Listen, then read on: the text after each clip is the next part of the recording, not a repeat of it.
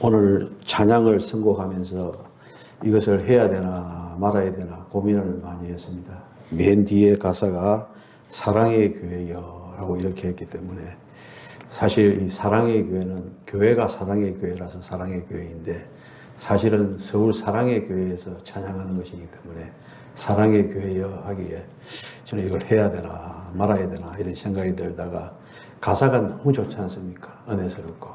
그래서 그냥 사랑의 교회라고 하는 한 교회가 아니라 그냥 형용사적인 사랑의 교회다라고 이렇게 생각하면서 이 찬양을 선곡했습니다. 한 번 더 가사를 보면은 어둡고 냉랭한 이 땅 위에 주보를 한번 보시기 바랍니다. 어둡고 냉랭한 이 땅 위에 밝은 등불을 비추며 참된 진리를 가르치는 아름다운 우리 교회여, 저 언덕 위에 아름다운 우리 교회가 서 있네. 어린 내 시절 정다웠던 사랑하는 우리 교회여, 오 감 다 오라고 부르도다. 모두 다 같이 가보세. 어린 내 시절 정다웠던 사랑하는 우리 교회여, 우리 모두 함께 모여 천사 노래하는 곳, 수정같이 맑은 강물 보좌 옆에 흐르네. 자, 너 모두 함께 저 황홀한 강물 모든 성도 그 앞에 모여 우리 함께 경배해. 주일 아침엔 교회에서 맑은 종소리 울리네.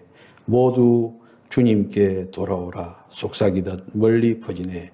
오 감 다 오라고 부르도다. 모두 다 같이 가보세.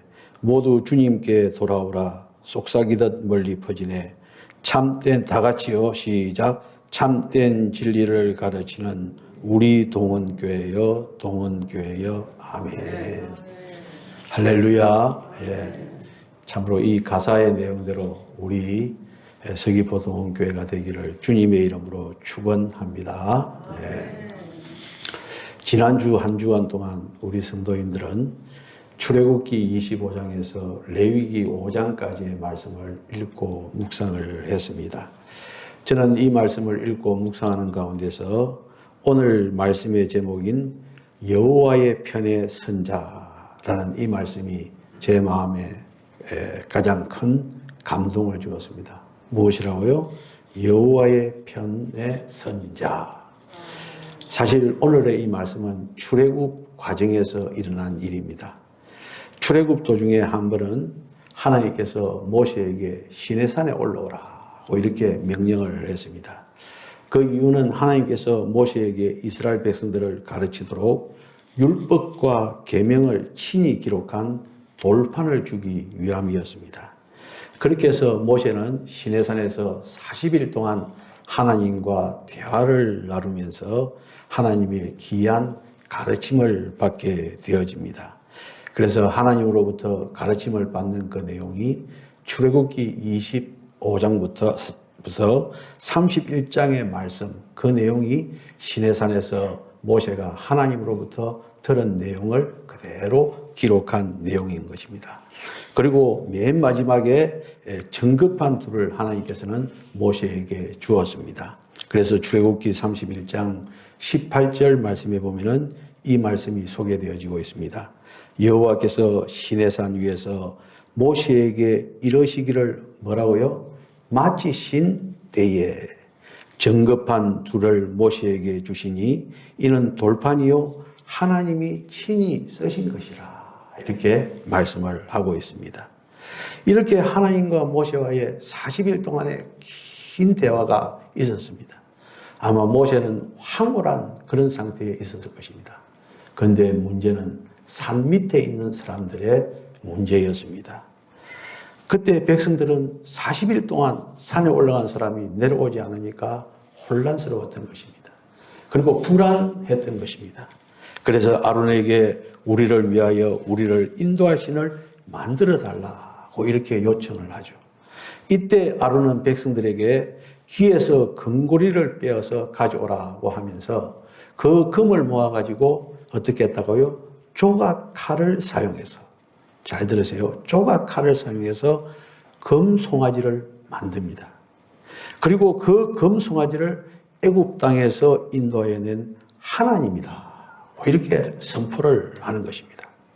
그래서 백성들은 이 금송아지를 두고 이제 거대한 잔치를 벌이는 것입니다.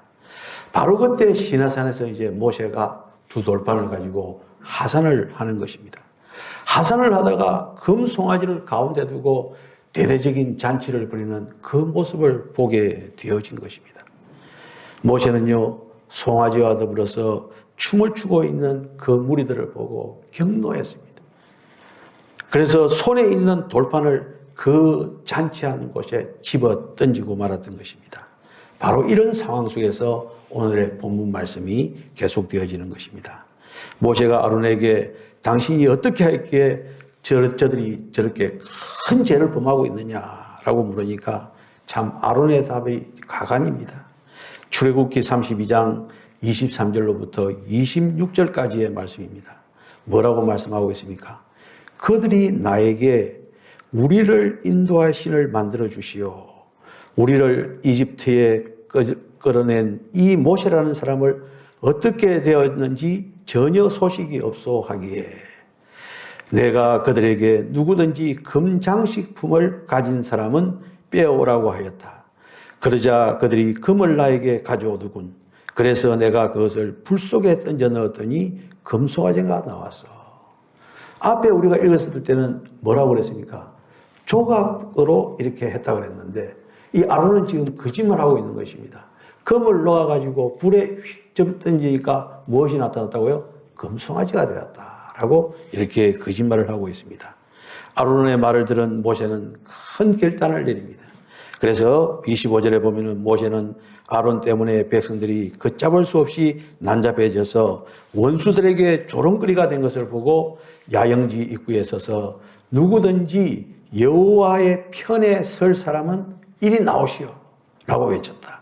그러자 레위 자손들이 다 그에게 모여들었다라는 것입니다. 오늘 말씀의 시작은 바로 여기서부터 시작이 되어집니다. 누구든지 여호와 편에 설 사람은 앞으로 나오라는 이 내용입니다. 모두들 금송아지 우상을 숭배하는 빚진 짓에 빠져 있었지만 그 가운데서도 흔들림이 없이 여호와께 굳게 붙어있는 자들은 나오라는 그런 뜻입니다. 우상 숭배의 죄에 빠진 자들을 척결하기 위해서 여호와의 편에 굳게 서 있는 자들을 구별하고 있는 이런 모습인 것입니다. 이때 누가 나왔습니까? 레위 자손들이 나왔습니다. 왜 12지파 가운데 레위 지파만 모세의 부름에 응했겠습니까? 모두가 광란의 금송아지 우상 숭배에 빠져 있었지만은 그 가운데서도 레위 자손만큼은 여호와께 굳게 붙어 있었다라는 것을 시사하고 있는 것입니다. 그러자 모세는 저들에게 뭐라고 합니까? 너희는 각각 허리에 칼을 차고 진 이문에서 저문까지 왕래하면서 각 사람이 그 형제를, 각 사람이 자기 친구를, 각 사람이 자기의 이웃을 어떻게 하라고요? 죽이라. 그 명령을 내립니다. 레위 자손은요, 그 손에 칼을 들고 이제 저들의 대상이 원수가 아니라 저들은 형제와 친구와 이웃이었습니다. 그럼에도 불구하고 저들이 우상숭배를 했던 그 이유 때문에 저들을 쳐 죽이는 그런 일들이 일어난 것입니다. 여러분들, 레위 자손들의 일생에 있어서 가장 괴로웠던 순간이 그 순간이 아니겠습니까? 저들의 눈앞에 있는 사람들은요, 자기들과 관계가 있는 사람들이었습니다. 자기의 형제였습니다. 친척이었습니다. 이웃이었습니다. 그러나 저들은 하나님의 법을 시행하는 군인이 되었던 것입니다. 그래서 칼을 들고 모세의 명을 집행했던 것입니다. 진 이문에서 저문까지 오가면서 상대가 누구인지 그 얼굴을 눈과 가슴에 담지 않고 그냥 모세의 명령대로 집행했던 것입니다. 그래서 이날 죽은 사람이 몇 명이라고 그랬습니까? 3,000명이었다라고 말씀하고 있습니다. 이거는요, 인간 윤리적인 입장에서는 도저히 있을 수 없는 일인 것입니다. 자기 형제를 죽이는 것입니다. 자기 이웃을 죽이는 것입니다. 자기의 사랑하는 가족들을 죽이는 그런 일들이 벌어졌던 것입니다. 여러분들, 그 당시에 레위 자손들의 가슴 속에는요, 눈앞에 서 있는 자들이 누구냐, 이것이 중요한 것이 아니고 오로지 하나님의 뜻만이 저들의 마음속에 있었을 것입니다. 어쩌면 사람이 행해야 하는 일 가운데서 가장 어려운 일이었을 것입니다. 자기 아들과 자기의 형제를 쳤으니 오직 여호와께 헌신하게 되었다라고 모세는 그렇게 마음에 어려워하는 저들에게 위로하고 격려해 주고 있는 것이 오늘 본문의 말씀인 것입니다. 자, 이로 인해서 어떤 일이 벌어졌느냐 하면은요, 레위 자손들이 그 이스라엘 12지파의 장자권을 가지게 된 것입니다. 아주 놀라운 사실인 것입니다. 사실 장자라고 하는 것이 무엇입니까? 장자라고 하는 것이 지금도 장자를 중요하게 여깁니다마는 그 당시에 이 장자들은요, 지금과는 비교할 수 없는 그런 큰 권한을 가진 것이 장자이었습니다. 오죽했으면 야곱이 아버지와 형을 속이고 장자의 축복을 빼앗아간 것 아니겠습니까?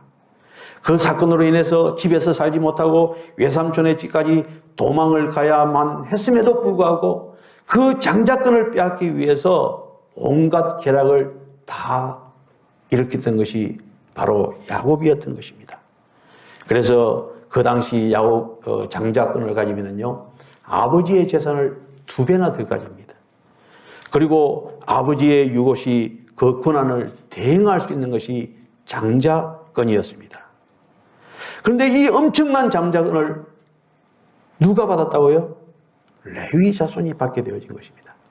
자, 우리가 이 시간 저는 이 말씀을 준비하면서 저는 참 이 말씀이 쉽게 이해가 되는데 우리 성도들이 듣기는 조금 힘들겠다라는 그런 생각이 들어서 최대한 쉽게 설교를 하려고 노력을 하는데 참 쉽게 작성이 잘 안 되어지더라고요. 그래서 천천히 설명할 테니까 들으시기를 바랍니다. 자, 야곱의 첫째 부인이 누굽니까? 레아지 않습니까? 레아가 이제 자식을 몇 명을 낳습니까? 4명을 낳습니다. 첫 번째가 르우벤, 두 번째가 시몬, 세 번째가 레위, 네 번째가 유다, 이렇게 되어집니다. 다시 한번요. 첫 번째가 르우벤, 두 번째가 시몬, 세 번째가 레위, 네 번째가 유다인 것입니다.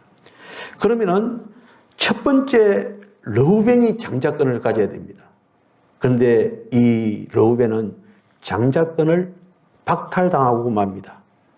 왜냐하면요, 이 르우벤은 아버지의 첩인 비라와 동침을 했습니다. 그래서 야곱이 임종시에 아들들에게 축복 기도를 할 때 르우벤에게 어떻게 축복했느냐 하면은 너는 장자이고 내 기력의 시작이지만은 아비의 침상에 뛰어올라 더럽혔으므로 탁월하지 못하리라. 이렇게 축복했습니다. 축복이 아니라 어떤 의미에서는 저주가 되어지는 것입니다. 그래서 르우벤은 실질적으로 형제들 사이에서 영향력이 있는 장자가 되지 못했습니다. 그리고 존재감이 미미하게 되고 말았던 것입니다. 그럼 두 번째 누구라고 그랬습니까? 두 번째는 시몬이라고 했습니다. 이 시몬은 어떤 일이 또 있었느냐 하면은 이 시몬과 셋째 레위는요, 그 누이 다말이 휘 족속 중 하몰의 아들 세겜에게 겁탈을 당했습니다. 그때 그 사건 때문에 나가도 너무 나가버린 그런 행동을 하고 말았습니다. 그 당시 세겜이 디나를 욕보했을 때 이 세겜은요, 이 디나를 진심으로 사랑해서 혼인하기를 원했습니다. 그때 야곱의 아들들이 거짓말로 이렇게 말을 하죠. 너희도 우리처럼 모든 사내가 무엇을 받으면요, 다 할례를 받으면 너희와 혼인하겠다라고 했습니다. 그래서 그 말을 듣고 세겜의 사람들은 다 이제 할례를 받았습니다. 그렇게 할례를 행하고 3일이 있었을 때, 통증이 있어서 움직이지 못했을 때 시몬과 동생 레이가 저들을 기습을 합니다. 그래서 세겜의 모든 남자들을 죽여버립니다. 그때 하몰과 세겜도 모두 죽었습니다. 그리고 저들의 재산과 여인들을 모두 취했습니다. 그런데 이 사건은 그 당시 야곱의 입장에서는 엄청난 사건이었습니다. 왜냐하면 그 소식을 듣고 그 가나안에 있는 원주민들이 힘을 합쳐서 쳐들어올 수 있는, 공격할 수 있는 빌미를 줄 수 있는 것이기 때문에 그러했던 것입니다.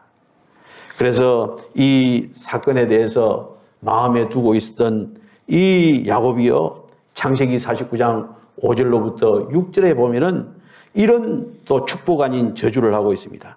시몬과 레위의 칼은 폭력의 도구로다. 그 노여움이 혹독하고 분기가 맹렬하니 저주를 받을 것이라. 내가 그들을 야곱 중에서 나누며 이스라엘 중에서 흩뜨리라. 이렇게 저주를 하고 있는 것입니다. 여러분들, 이 저주대로 시몬은요, 나날이 그 수가 줄어들었습니다. 나중에는 자기들을 둘러싸고 있던 큰 지파인 유다 지파에 흡수되어져 버리고 말았던 것이 두 번째 아들 시몬의 말로가 되어진 것입니다. 그런데 야곱의 아들 세 번째 레위는 어떻습니까? 물론 레위도 시몬과 함께 그 세겜 살인 사건에 연루되었고 아버지의 저주를 받았습니다. 출발이 어쩌면 마이너스로 시작이 되어집니다. 그러나 레위는요, 놀랍게도 함께 저주를 받았던 형 시몬과는 달리 그 저주를 떨쳐버립니다. 그리고 그 지파의 운명을 완전히 바꾸어 버리는 것입니다. 그래서 레위 지파의 그 행적을 쭉 살펴보면은 이제 레위 지파는 과연 어떻게 아비의 저주를 떨쳐내고 복의 중심에 섰는가, 그것을 알 수 있는데 그것이 바로 오늘 말씀의 관건이 되어 있는 것입니다. 오늘 말씀에 일어난 사건이 바로 저주를 축복으로 바꿔주는 그런 행동이었다는 것이죠. 여러분들, 오늘 말씀을 다시 한 번 더 보면은 출애굽기 32장의 사건, 이것은요, 레위 지파에게 있어서 놀라운 반전을 일으키는 그런 사건이 되었던 것입니다. 하나님의 명령으로 칼을 들고 하나님께 불순종한 자들을 징벌하는데 누가 앞장섰다고요? 레위 자손이 앞장섰던 것입니다. 그래서 창세기 49장에서 12아들에 대한 야곱의 유언적인 축복에서는 저주의 축복을 받았지만, 이제 신명기 33장에 보면은 민족의 지도자인 모세가 12지파에게 축복하는 장면이 나타나고 있습니다. 그때 이 레위 후손들은요, 금송아지 사건 때의 헌신으로 말미암아서 모세로부터 엄청난 축복을 받습니다. 한번 보시기 바랍니다. 신명기 33장 8절로부터 11절 말씀입니다. 레위 지파에게는 이렇게 축복하였다. 레위는 변함없이 주님을 사랑함으로 주께서 둔님과 우림을 그들에게 맡겨주셨습니다. 주께서 그들을 마사에서 시험해 보시고 머리바에서 다투기도 하셨습니다. 그러나 나중에 그들이 오로지 주께만 충성을 다하였습니다. 그들은 친부모도 돌아보지 않고 제 동기도 모른 채하고 자녀들까지 외면하였습니다. 그들은 오직 주님의 말씀만 지키고 주님의 계약에만 충성을 다 바쳤습니다. 그들은 야곱에게 주님의 계명을 가르치고 이스라엘이 항상 율법대로 살도록 주님의 말씀을 선포할 것입니다. 그들은 주께 향기로운 분향을 올리고 주님의 제단의 번제물을 완전히 살라 바칠 것입니다. 여호와여, 레위 지파에게 기력과 재물의 복을 주시고 그들이 하는 일들을 보시고 기뻐하소서. 그들에게 대적하는 이들이나 미워하는 이들의 허리를 꺾어 어느 누구도 그들을 대적하여 일어서지 못하게 하소서. 이것이 바로 모세의 축복입니다. 여러분들, 야곱의 그 저주와 모세의 축복, 레위 자손에게 행하는 이거 한번 비교해 보십니다. 엄청난 축복을 받아 누리는 것이 바로 레위 지파, 레위 자손들이 받은 축복인 것입니다. 9절을 다시 한번 더 보시기 바랍니다.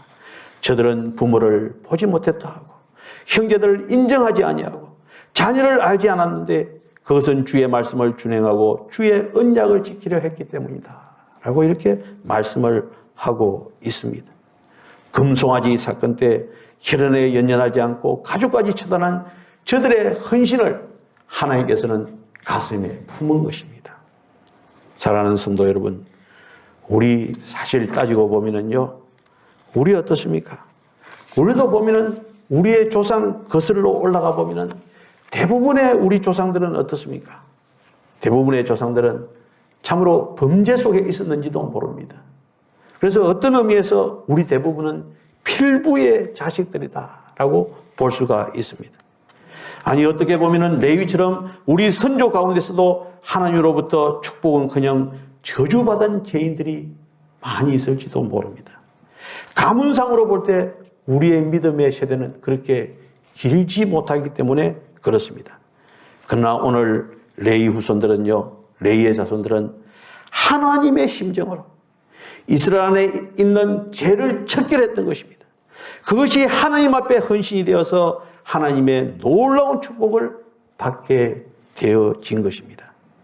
소위 세상에서 말하는 팔자와 운명을 어떻게 해요? 바꿀 수 있었던 것입니다. 바꿀 수 있었던 것입니다. 여러분들, 죄악이라고 하는 것은 이만큼 무서운 것입니다. 우리는 두려워해야 되는 것입니다. 여러분들, 우리도 혹 이웃 때문에 또한 가족 때문에 죄인 줄도 알면서 우리가 죄를 범하는 적이 있지 않습니까? 하나님께서는 그것을 원치 않는다, 이 말인 것입니다. 구원의 문제는 개인적인 것이라고 그랬습니다. 개인적인 것이라고 그랬습니다. 따라서 우리는 우상숭배 멀리해야 되고 죄를 범하는 것 멀리해야 된다, 이 말인 것입니다. 여러분들, 그 당시를 한번 돌아가서 생각해 보시기 바랍니다. 레위 자손들이요, 칼을 들고, 물론 여러분들 12지파 섞여 있지 않겠습니까? 그래서 혼인을 하면은 그 지파까지도 이렇게 같이 막 혼인을 하고 뒤섞여 있었을 것입니다. 그러나 레위 자손들은요, 자기들이 쳐 죽이는 3,000명 중에서는 어떻게 보면 자기 아버지도 있을 수 있고, 자기 형제들도 있을 수 있고, 어떻습니까? 자기 사촌들도 있을 수 있고, 그런 상황 속에서도 누구의 뜻이기 때문에? 하나님의 뜻이기 때문에.